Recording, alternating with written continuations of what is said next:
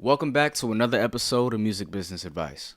On this channel, we'll be going over a wide range of topics, making your journey from where you are to where you want to be in the music industry just a little bit easier. I hope you enjoyed today's episode. I don't wanna leave them unsure. I can't be unsure. I wanna feel more. The shit you need is what you should be asking for. YG Dev, Yo, we back again. we're back. Let's get straight into it. Not too long from the last time we talked. That was Yeah. like 2 weeks ago, maybe 3. Yeah, something like that. What's new? What's new? Not a whole lot. Kind of on the same path that we were on not too long ago, 3 weeks ago when we talked. Still making my rounds through the studio, just working with the artists. I've been a little bit more busier. Because of, with Nas and the project that we got going on, it's really forming up. So I've been really busy with that, some extracurricular stuff with that, but overall, just same place, just work on the same things, perfect them, move on to the next. Yeah. Anything stand out? I think just the busier I'm getting, I'm trying to like perfect a rhythm in this new phase I'm in, where it's like, kind of like, all right, 85% of the stuff that I'm doing is really Nas related. And, the artists that are here at WM, they're seeing that, and I kind of have to take everything that I'm doing with him and implement it into them, but just maybe at a different stage. So getting into that rhythm, and then also just, pushing my own brand myself. What does that look like? Flowing, getting the work done, but I'm moving freely in my creativity. A lot of people, know that I'm a creative person, and I show that often, but it's usually through something else. But more so, I think how it looks for me is just expressing that more and being a little bit more loud with it, whether if it's directly in the music, and something like this where it's just communication and my thoughts, and then also like even just clothing and visual aspects and all of that. So trying to be just like a Omnipresent. yeah omnipresent artist, and have my hands in everything. What have you been up to? What have I been up to? Yeah, what have you been up to? I've been up to a few different things. The thing that stands out the most is getting deeper into what my true purpose really is, and that's coaching, bro. Like last night I was doing a lot of deep thinking and meditating, and it hit me like a boulder. I love music. I love Double M. I love Nas B. I love all of our artists that we work with, but I don't give a fuck about the music business. Yeah. And it's very clear to me that I'm going down the path of entrepreneurship, and I want to add value to our immediate community as much as possible. And that's all that matters to me. I literally do not give a fuck about anything else. And it was scary at first because I'm so used to trying to wiggle my way into that universe, but the resistance that I've been getting has been showing me, okay, obviously this is not for you, because it doesn't matter what I try. It doesn't click. It doesn't feel right. I might get my foot in the door somewhere, but it doesn't like satisfy me. Why do you think it doesn't click naturally, or as maybe as fast as you would like it to? Because it just doesn't feel right. It doesn't resonate. Like the motions, you talked about flowing just now. I can't flow because I'm not in control.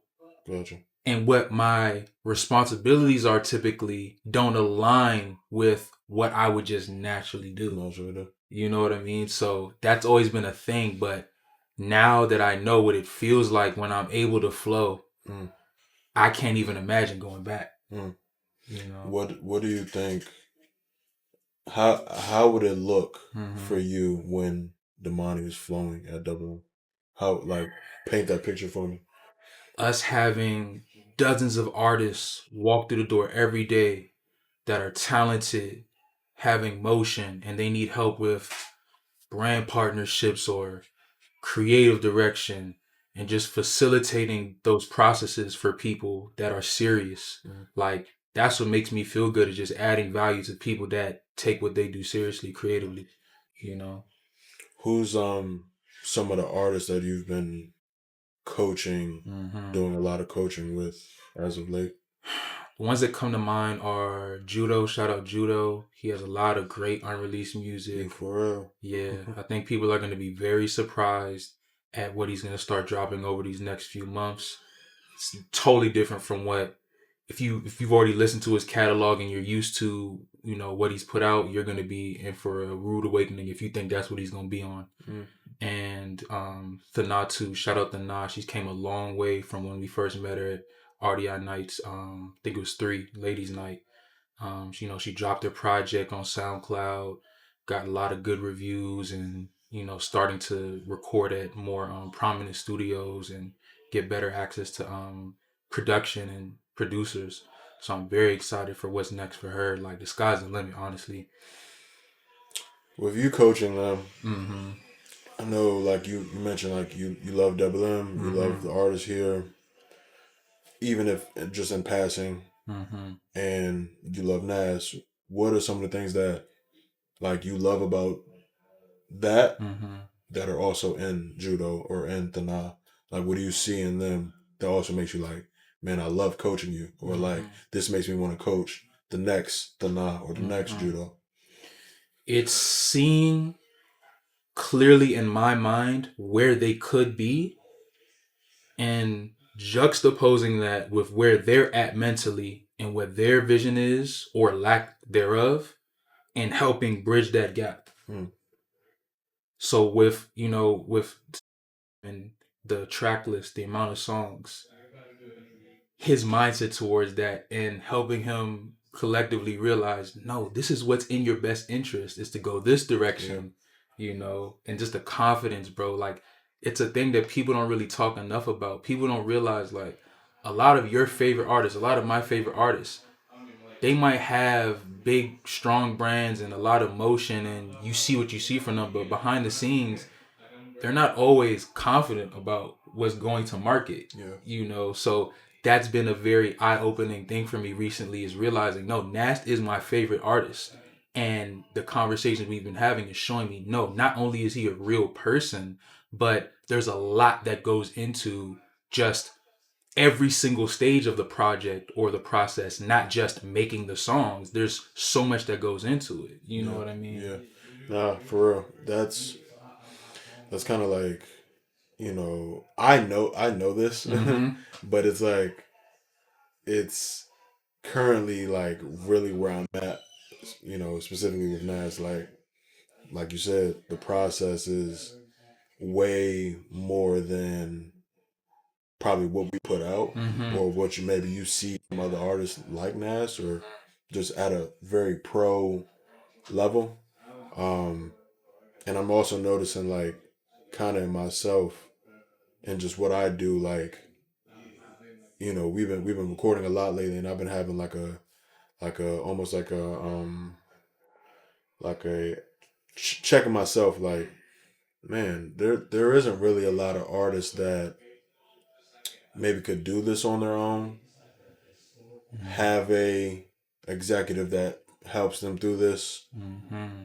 has a team Mm-hmm. that could coach, creative direct, Mm-hmm. hold your hand in this avenue. Like, there isn't a plethora of that going on, Mm-hmm. and you could see, like, again, what you said, a lot of these artists like maybe don't have the confidence or maybe really be lost, Mm-hmm. and it's so like night and day compared to maybe the music I grew up on Mm-hmm. or the industry that I thought I was maybe getting myself into, Mm-hmm. where maybe they were feeling the same things, but we didn't see it or didn't Exactly. really have so much access to Like even the thought of Right. Lauryn Hill not knowing that she was making one of the greatest albums ever in Miseducation. Right. You know, There was no or social media. yeah, Yeah. or just even just like, you know, you were able to buy an album and see the credits and, you know, the whole nine on the booklet, but You had to use your imagination. you really had to use your imagination, which kind of made the music so much greater. Right. Whereas now it's kind of just like what you see is what you get. Maybe what's told to you is kind of what it is, or like Is there any benefit to that? a little bit, yeah, a little bit, but at the same time, it makes things so, in a way, feel like microwave, Cheaper. like cheaper, Yeah. and really filler. Yeah. Nothing really feels whole. It's not nutrient dense. Yeah, for real. You know, and I want to be able to like imagine like Nas was uncomfortable in making this song, and then there was a dev that, you know, pushed him through and coached really like hands on, like, this is how I see you and what you giving me all these years. I'm giving you this, and this is how I see you doing it, to where now it's like it's funny. I compare it to like a director of a movie. I was about to say storyline. Storyline and picking the actors. Yeah. And it's like telling Denzel exactly how to be, you know, this character in this movie. That's how I really see it. So, yeah, there's not a lot of that, and I, in a way, it just makes me really go harder and the artists that I do work with. I'm sure that it does for you when you're coaching. You know, so. With what you just said, what stood out to me, I start thinking of is all the A&Rs in the industry and stuff that I used to like look up to, right? I've never seen them doing what you're doing. Yeah. They don't show the process. At all. And it's really like, kind of just like, really not even talking about it. You know, like that's part of, you know, going back to this stage I'm in, like, yeah, I'm getting in my flow, but I also want to be the person that really gives the ins and outs of how this shit looks. And, you know, even the A&Rs and the execs that I look up to, like somebody like Hip Hop, who, you know, was at the early stages of Rockefeller and gives you vivid stories of like who was in the session, who did the mixing, who did the hook, maybe how was Jay, you know, coming into his verse like this, and how I kind of wanted to change it because it did something for this region or did something for this, and it opened up this. Like, there's so many layers, and I want to be that descriptive for the next A&R. That's kind of how you just pass the baton in a way, you know. And I feel like, like you said, this climate that we're in, it doesn't highlight the stories. It doesn't highlight the ins and outs of it all. Do you think that's because they're not incentivized properly? Like, why do you think that more A&Rs in our age range or the generation of right above us don't show the process? They're not as open. I think it's definitely they're not incentivized. I think that we know, because we deal with artists every day, they're not. We get artists in here all the time who, there's some who are really advanced and really could do this shit on their own, have the wherewithal to just, okay, I need to do this. I need to, this is going to be my next step. This is going to be my next step. I need to correct myself in this area. Then there's artists who don't have that, maybe do need the coaching, but they don't even know because they see everybody else that's kind of just free flowing, thugging it out. And that's not how music works. Music is a collaborative thing. There is 2 people in a room, 3 people in a room, 4 people in a room, 20 people in a room, just depending on the music that you're making and who you're putting it out for. There's all different types of factors. So it's like, to think that as an artist or even as an exec that this is just going to be some one-man band person doing some like, we all listen to music, so what makes you think that we're all not going to be the ones that's going to put something into the music? You know, it's not just one person that listens to music, so yeah, it's not just going to be one person that's making the music, right? You know, so I think that with the money and also just the entire ins and outs of the industry, it's not making a way to where anybody that is in a position where they're going to say, yo, I need to really teach or really learn, right? Learn how maybe this greatest album or this artist really got to where they got to, or how something was made, like, and put it into what I'm doing, my repertoire, and then give it to the next person. They don't really feel incentivized. It's kind of just, hey, whatever that's going to make it quick to get it out. Okay, so I have a perfect, my brain just went somewhere crazy. So I'm thinking about there's two different avenues. There's the industry and then there's where we're at, where it's more independent. I truly believe that in the independent space, we are actually incentivized to show as much as possible and create that connection and be vulnerable. Whereas in the industry, it's all about hits. So it's about churning shit out. They don't even have time to really show you the process. They focused on getting numbers on the board. Yeah. So I think, go ahead. I was about to say, no, industry, industry is a community of people too. So it's like they're being pushed by maybe a higher up, maybe a big wig, like quotas and hitting quote. Yeah, you got to hit quotas. You got to keep the lights on. You got bills got to be paid. Yeah, you know. So it's kind of just like someone else is also incentivizing the next person to do something quicker, cut something corners and cut corners, make something more palatable, make something more safe, safe. Yeah, make something more extreme. Right. Like the whole nine. You know, but definitely, I think that where when independent workers, right? I think they're definitely, they have more of the free, realm to just create, and there is no, people trying to advise you to do something that it's not in your best interest. Exactly. So you're really kind of just it's you and your small group, really getting it done. Compared to maybe other independent artists or even major label artists that you know of and listen to, compare Nas' team with those other teams. Do you feel like our team is as powerful or as deep as other cliques? Yeah, for sure. I think that yes, I think we're just as powerful, if not more powerful. I think that, well, the reason why I think that is because everyone knows the role.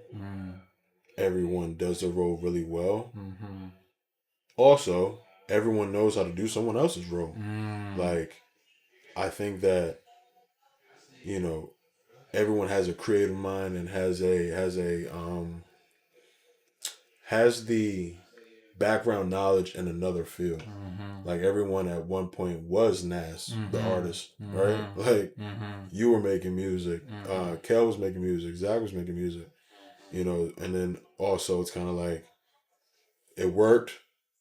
I met my end result, and then it was time to move on to the next thing, and get the most out of that, and then move on to the next thing, get the most out of that, and you become well rounded.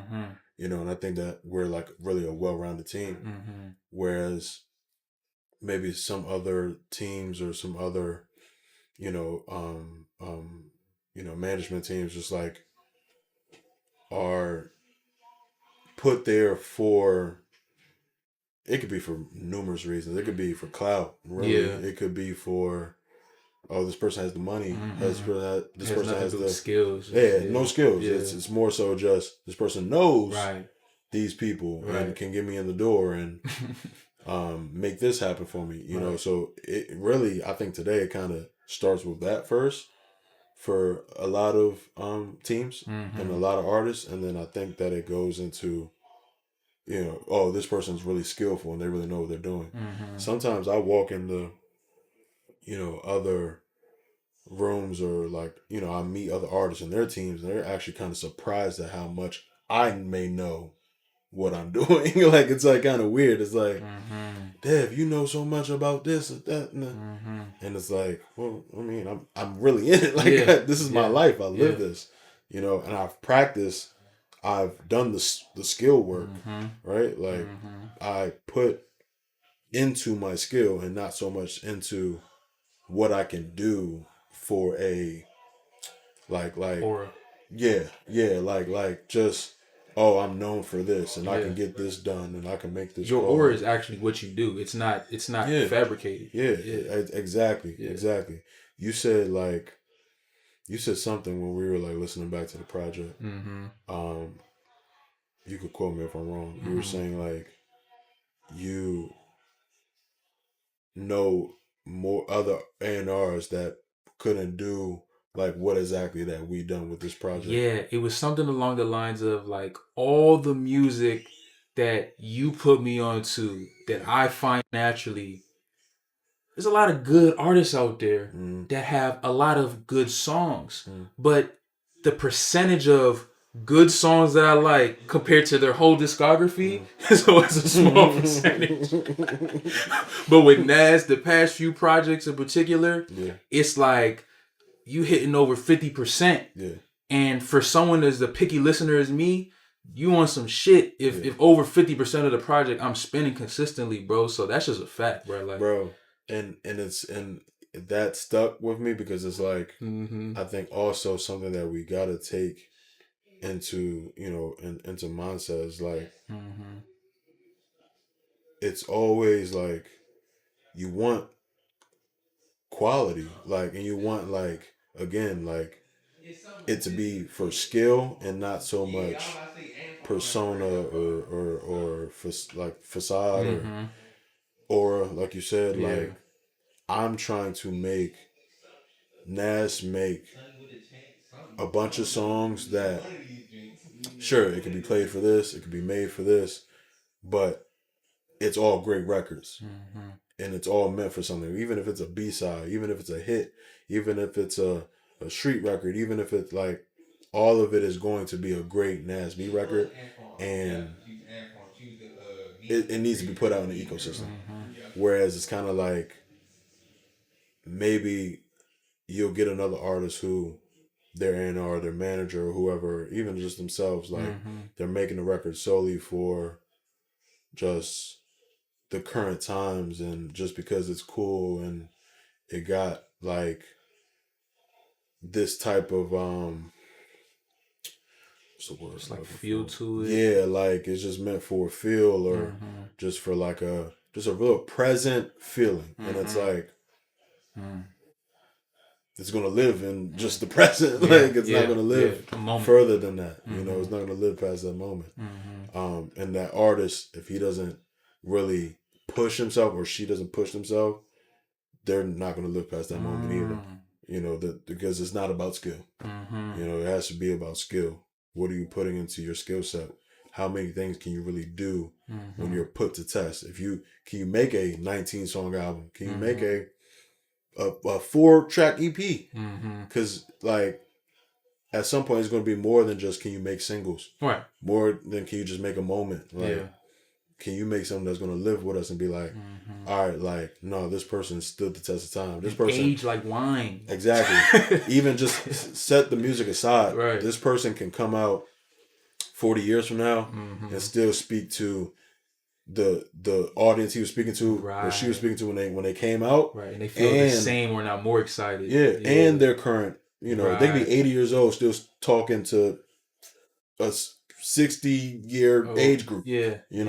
Stevie Wonder still talks to a 20-year-old and an 80-year-old. Right. And there's kids being born now that will listen to his music. Exactly. Yeah. Exactly. Yeah, that's coded. Yeah. We'll end it with, what are you excited to bring to the music universe in the near future? We have a lot of stuff coming with Double M, but what are you excited to bring? What am I most excited to bring? Real creativity. Creativity that spawns from like like a real place, and it's not like fabricated, or it's not just like made up, or just, oh, I needed to put two and two together and kind of just, you know. And I think that also, I would say range, like real range in music. Like, you know, I listen to everything. But I also want, I think that, no, I know that I can really have a impact in all genres.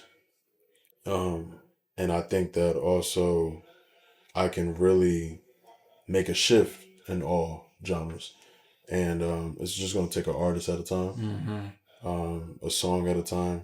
And that's what I'm most excited about. Just really making just a cultural shift in each genre, and bringing back real creativity. Yeah. You know, and just really, again, free flowing. You know, like the artists that I really love, or I wouldn't even say so much artists. I think like just the creative minds that I really love were free flowing. There was no box in what they could do, and even if there was, they kind of just like, well, let me put my foot over this, like I'm stepping over this Yeah, what box. y'all got going on over there? Yeah, exactly. Exactly. Yeah. You couldn't put them in no box. They were thinking out of this world, and that's kind of like me. So that's what I'm most excited about bringing to the ecosystem.